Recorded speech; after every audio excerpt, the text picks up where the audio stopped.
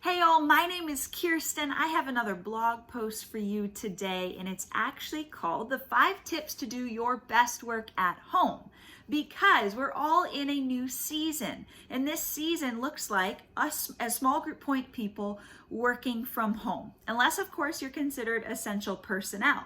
But for the majority of us, we're at home and we're trying to do our best. So I wanted to include 5 things that I have found to be really helpful for me to ensure that we're all working our best. And those 5 things are sit up, dress up, tune up, boundaries up, and develop.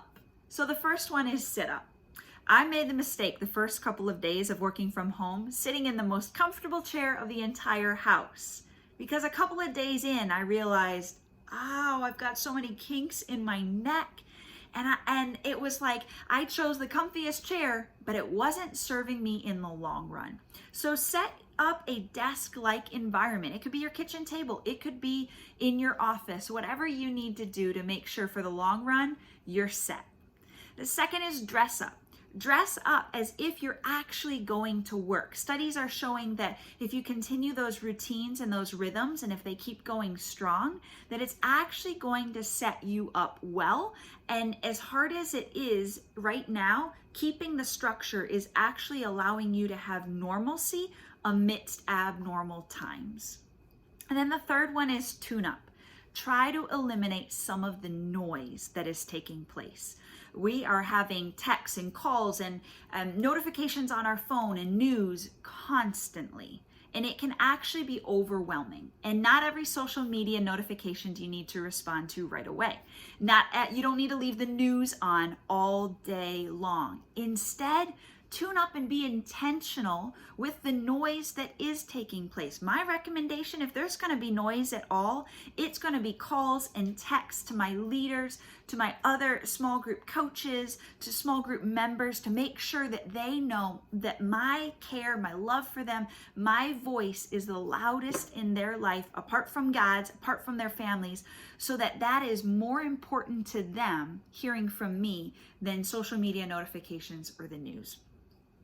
And then boundaries up. Speaking of these parameters, we want to talk about boundaries. This actually can be tricky, because just because you can work from home doesn't mean your work should consume your home.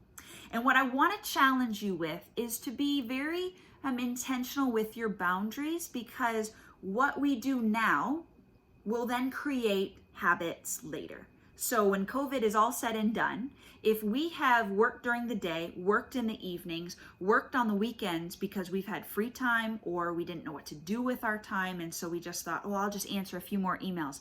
We're creating habits that when this is all over, that's what it's going to form. So just be conscious about your boundaries and who you want to be on the other side of COVID-19.